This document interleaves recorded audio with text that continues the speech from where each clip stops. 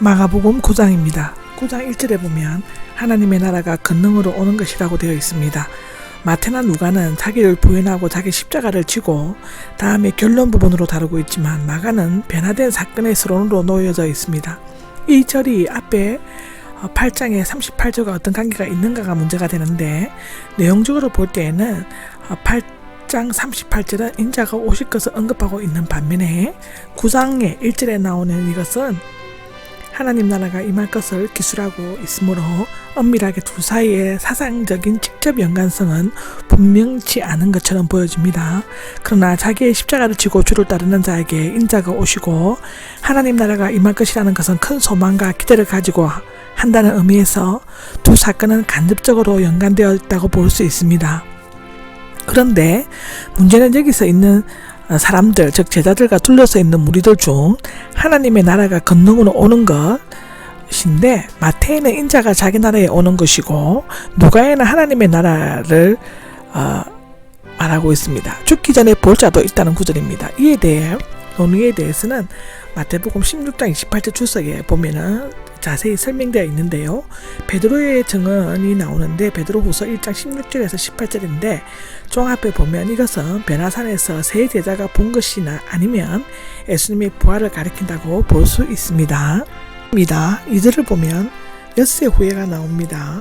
마가가 기록한 이야기는 마태복음의 내용과는 거의 비슷하죠. 단지 마태만이 그 얼굴을 해처럼 빛나고라고 했고, 마가는 예수님이 오신 이 세상에 어떤 빨래하는 사람도 그렇게 더 희게 할 수 없을 만큼 새하얗게 하얗게 빛난다와 베드로에 대해서는 무슨 말을 해야 할지를 몰랐고 라고 6절, 누가복음 9장 43절에 덧붙여 있습니다.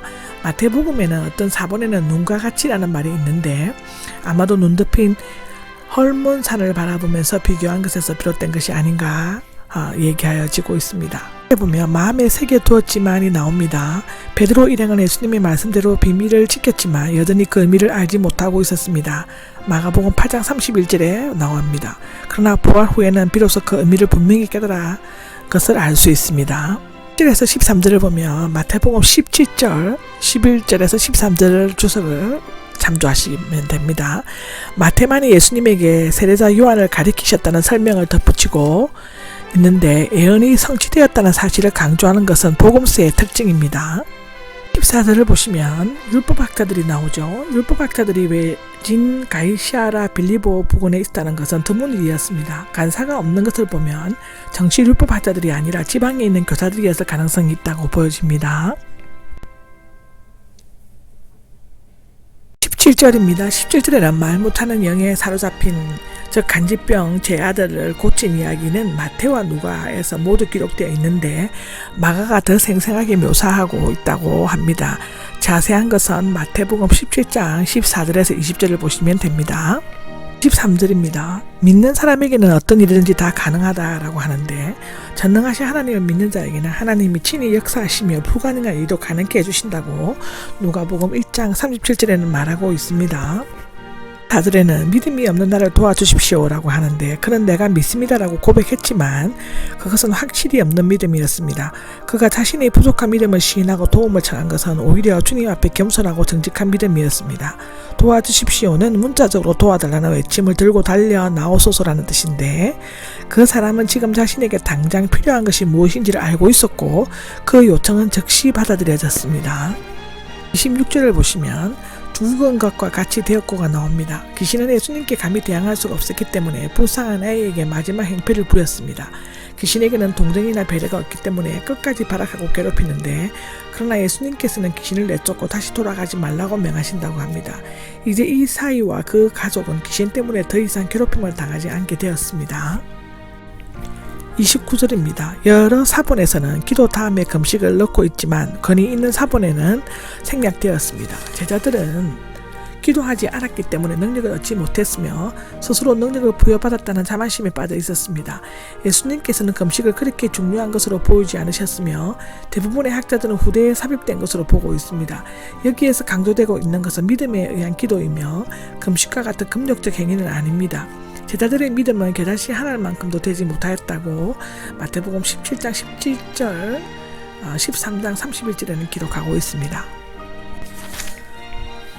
30절에 보면 그곳이 나옵니다. 갈시아라 빌리보 지방일 것인데 누구에게도 원치 않으셨다 나옵니다. 예수님께서는 십자가의 죽음을 6개월 앞두고 공식적인 사역보다는 제자들을 가르치는 일에 전념하고자 하셨던 것 같습니다. 31절입니다. 손에 넘겨지고가 나오죠. 고난에 대한 예고는 첫 번째 것보다는 간결하지만 형비를 주려고 손에 넘어지려고란 말이 새롭게 사용되고 있는데 이 단어는 이미 세례자 요한에 대해 사용된 적이 있습니다. 마가복음 1장 14절에 나오죠.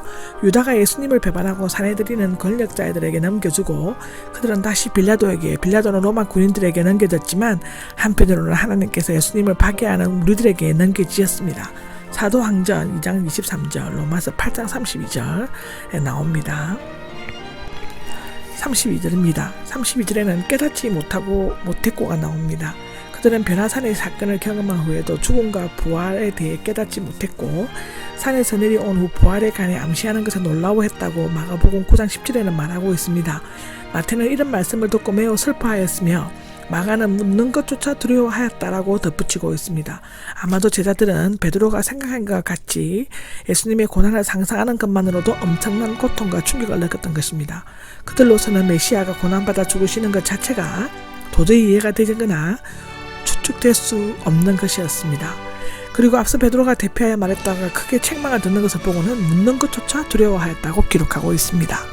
3절에 집이 나옵니다. 집은 북쪽으로 가셨다가 다시 갈릴리 전도의 본거지였던 가버나움으로 돌아오셨고 이제 남쪽으로 향해 가셔서 십자가에 맞으시게 될 것이다 하는데 집은 베드로의 집이었을 것이라고 합니다. 무슨 일로 논쟁을 벌였느냐라고 질문이 있는데 예수님은 이곳에서 논쟁을 벌였지만 다 아시고 물어보셨다고 누가복음 9장 47절에는 기록하고 있습니다. 14절입니다. 34절에는 누가 가장 크냐가 나오는데 비교급이므로 누가 더 크냐의 뜻입니다. 예수님은 지금 고난의 길을 향해 걷고 계시는데 제자들은 누가 예루살렘에 가서 왕권을 쥐고 예수님 앞에서 높은 지위를 차지할 것이냐라고 다투고 있는 것입니다. 참으로 한심스럽고 유치하고 정말로 인간의 밑바닥을 보고 있는 것 같습니다. 그들의 양심은 가책을 느껴 예수님의 무릎에 잠자코 있었다라고 합니다. 15절에 예수님께서 앉으신 후에가 나옵니다. 당시 랍비들을 가르치려고 할 때 습관적으로 앉으셨는데 이제 예수님은 제자들에게 매우 중요한 일을 가르치시려고 앉으셨습니다. 첫째가 되고자 하면이 나오죠. 사회적인 경쟁 논리로는 타인을 밀어내고 올라서야만 첫 번째가 될 수 있습니다. 그러나 예수님이 가르치는 논리는 모든 사람의 말제가 되고 모든 사람의 종이 되는 것이 첫째가 되는 길이라고 가르칩니다. 이 세상의 표준에서 첫째가 되는 것이 아니라 하나님 앞에서의 첫째가 되는 길입니다. 지금까지 제자들 사이에서는 순위가 정해져 있지 않았지만 베드로가 신앙 고백 때문에 칭찬을 듣고 새 제자가 뽑혀 변화산에 가는 일들이 생겨나면서 자해인 누가 크냐의 논쟁이 일어나게 되었던 것이 같습니다. 예수님의 고난의 부활의 의미는 메시아 왕국에서의 지위 문제에 더 관심을 가진 제자들의 인간적 욕망과 연약성에서 살펴볼 수 있는데 세상 사람은 자기 명예를 구하고 자기를 위해 삽니다. 빌립보서 2장 21절에 나오죠. 하나님의 종은 자기를 들여 사람을 섬기고 하나님을 위해 산다라고 로마서 15장 2절 3절 빌립보서 2장 3절에서 9절에 기록되어져 있습니다.